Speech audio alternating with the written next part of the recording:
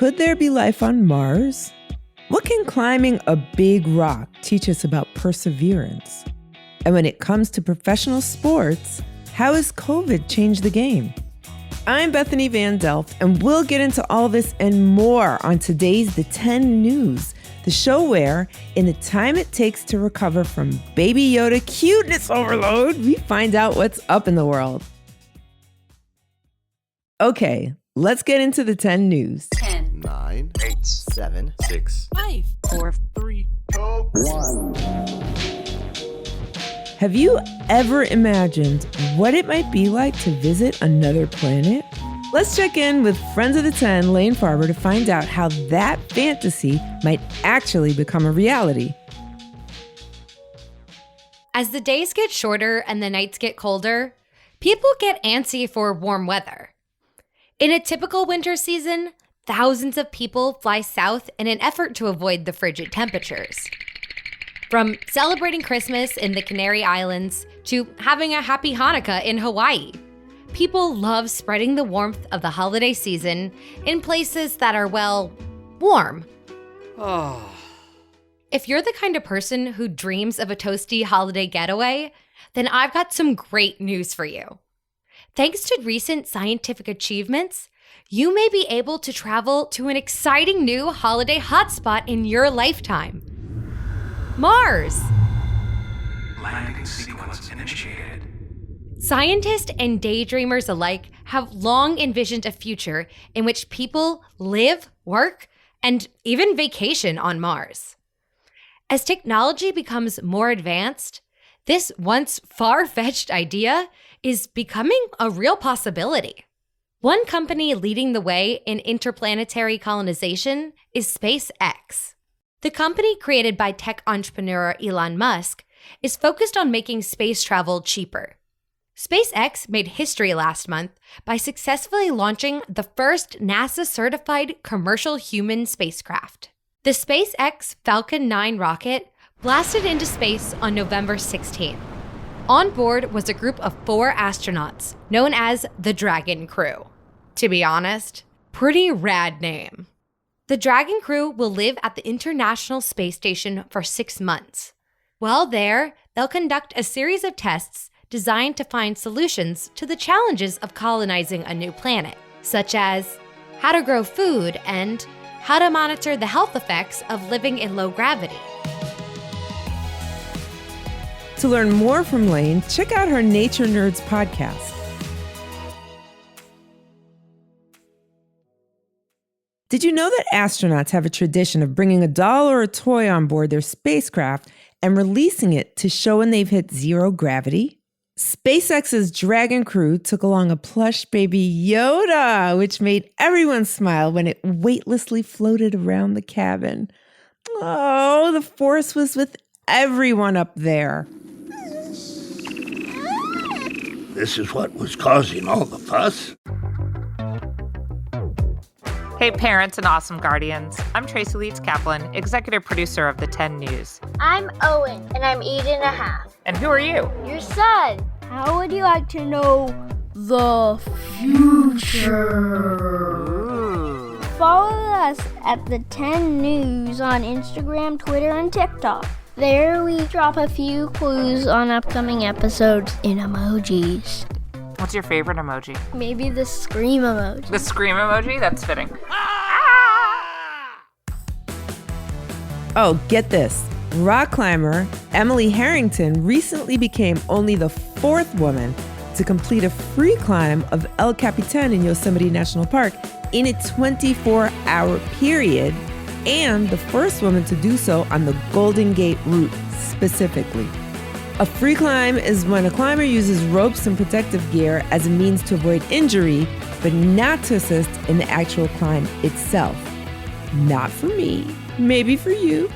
Harrington completed her ascent of the 3,200-foot granite wall in 21 hours, 13 minutes, and 51 seconds.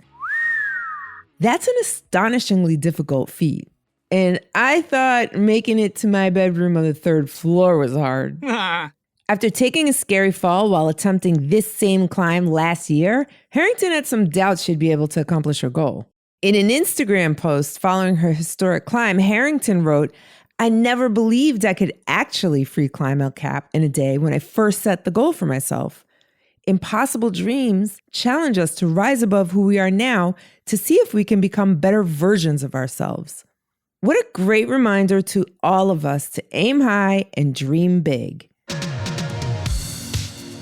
With the pandemic keeping us all close to home, we may have played more board games and video games than ever. But how did COVID change the game for professional sports? Friend of the 10, Kenny Curtis, has more. We're all aware that COVID-19 is affecting almost every aspect of our daily life, right? And sports are no exception. So how exactly is COVID being handled in the world of sports? Well, it depends. Without any existing protocol to follow, each league is trying to figure out how to manage coronavirus in a way that keeps players, coaches, and fans safe. So some leagues, like the NBA and the NHL, implemented the bubble approach, right? That's the way they combated COVID-19 by having the players quarantined together inside a specific location for the entire season. This method was very successful, and no players contracted COVID-19 while living inside the NBA or the NHL bubble. Heck yes! Now, Major League Baseball and the National Football League decided not to implement a bubble system. And during its 2020 season, the MLB did struggle with numerous COVID outbreaks. They tried to prevent the virus from spreading by developing new rules and regulations, including a strict no licking policy, which sounds strange until you consider how often pitchers lick their fingers to get a better grip on the ball. Oh, gross. With these policies in place, the MLB did manage to make it through the season, get to the World Series, and wrap things up. Now, the NFL is requiring strict social distancing protocol both on and off the field for football games, and though they haven't had a major COVID outbreak, the NFL still has several players that have tested positive and are working hard to stop the virus from spreading. Even though each league faced different challenges specific to their sport, they all face the dilemma of how to play without fans. Now, fans have a huge effect on athletes, coaches, and the viewers at home. So when spectators weren't allowed in stadiums, everybody wanted to know, will it still feel like sports without fans? The industry has become very creative in trying to solve this problem. Fake crowd noise has been featured in almost every league. Cardboard fans are seen from time to time, and as the pandemic continues, virtual fans have been introduced to the game. The NBA used 17-foot-tall LED screens to broadcast fans directly from their home into the games. Cool. Fox Sports partnered with Epic Games, the founders of Fortnite, to create virtual fans that filled the stadiums for Major League Baseball games. And the English Premier League worked with EA Sports to access the soccer crowd noise that the video game company has used for decades. And the response to this new virtual sports world? Well, it's been mixed. Some people like seeing faces in the stands, even if they are cardboard, but others think the fake crowds make it even weirder than just watching athletes play in empty stadiums. One thing everybody can agree on, it's nowhere near as good as the real thing. But unfortunately, it doesn't look like fans will be packing the stadiums anytime soon. With COVID cases on the rise, leagues are going to have to crack down on regulations and work hard to keep players, staff, and fans safe. The NFL has been dealing with new outbreaks and even postponing games throughout this past week. But that's the thing about sports. Sometimes bad things, even something like the coronavirus, can lead to good ones. Case in point, Sarah Fuller. She's the goalie for Vanderbilt University's championship women's soccer team, but she made football history by being the first woman to play in a Power 5 conference college football game.